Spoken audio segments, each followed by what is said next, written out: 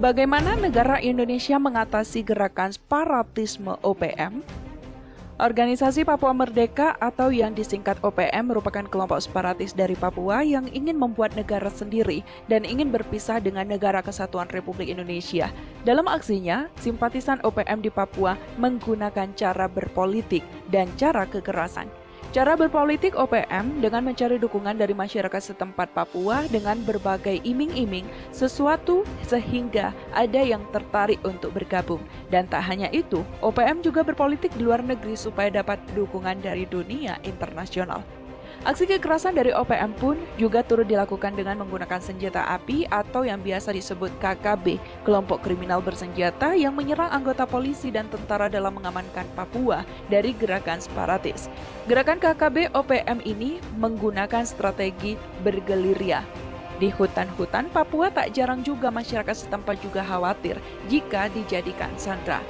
Tentu saja pemerintah Republik Indonesia akan melakukan tindakan terhadap ancaman yang mengancam keutuhan Negara Kesatuan Republik Indonesia.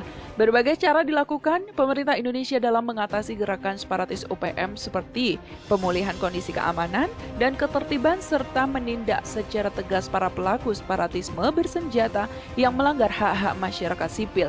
Peningkatan kualitas pelaksanaan otonom daerah dan desentralisasi serta demokratisasi, peningkatan deteksi dini dan pencegahan awal potensi konflik dan separatisme.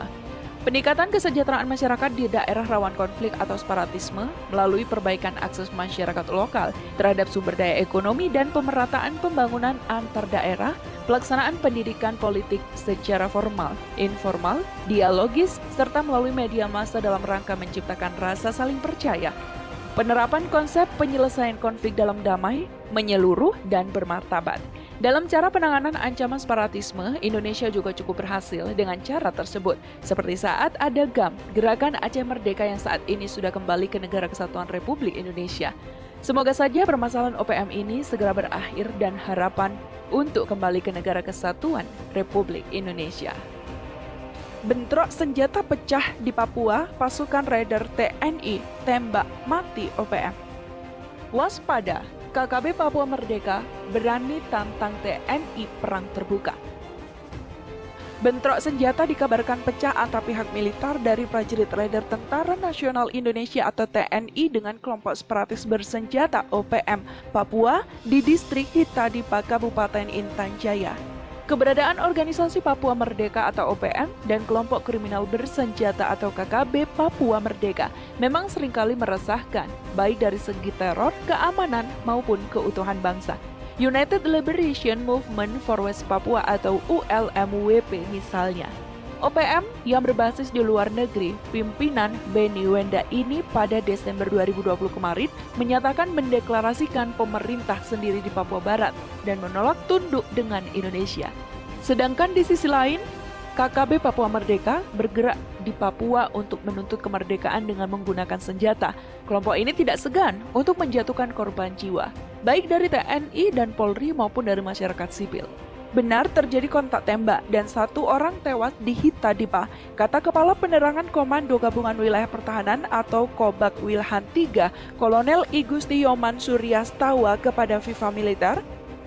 Penembakan kembali melibatkan pasukan Raider yang tergabung dalam Satuan Tugas Pengamanan Daerah Rawan atau Satgas Pamrahwan dan Satuan Tugas Pengamanan Perbatasan atau Satgas Pamtas RI Papua Nugini. Perlu diketahui, Kabupaten Intan Jaya dalam beberapa waktu belakangan ini menjadi wilayah paling rawan gangguan keamanan oleh kelompok separatis bersenjata OPM. Sudah banyak warga sipil dan prajurit TNI yang menjadi korban kejahatan OPM. Yang terbaru, 2 prajurit TNI dari 2 batalion di bawah komando Kodam Emponegoro, yaitu Batalion Infanteri Raider 400 Banteng Raiders dan Batalion Infanteri Raider 408 Subrasta gugur akibat ditembak kelompok OPM. Sudah banyak korban jiwa yang mereka jatuhkan. Salah satu momen yang paling mengerikan adalah bagaimana KKB membantai belasan pekerja Istaka Karya yang sedang mengerjakan proyek Trans Papua pada Desember 2018. Setelah peristiwa yang menggegerkan itu, KKB Papua Merdeka masih terus saja menjatuhkan korban, baik dari TNI, Polri, maupun masyarakat sipil, dan membuat ulah. Salah satu yang terbaru adalah menantang TNI untuk perang terbuka. Kepastian adanya tantangan perang terbuka KKB terhadap TNI tersebut disampaikan oleh Wakapolda Papua, Brigjen Matius Fahiri.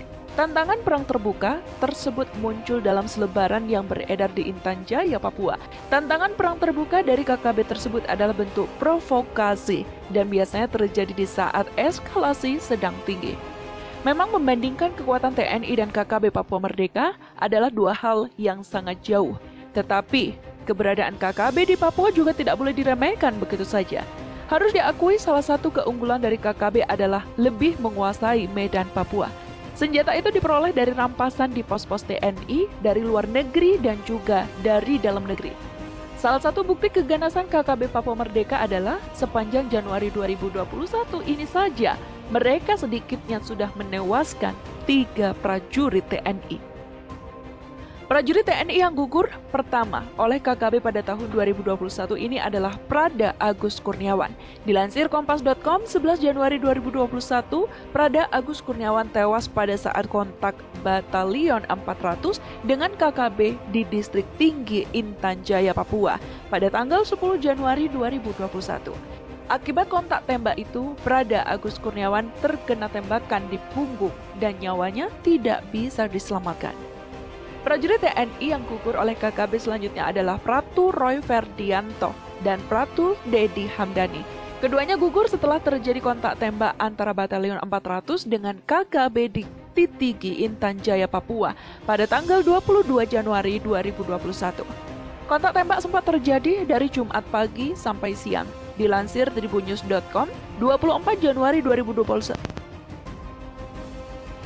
Dilansir tribunnews.com, 24 Januari 2021, Pratu Roy Ferdianto diberondong tembakan oleh KKB saat baru melaksanakan sholat subuh. Sedang Pratu Dedi Hamdani tertembak saat melakukan pengejaran.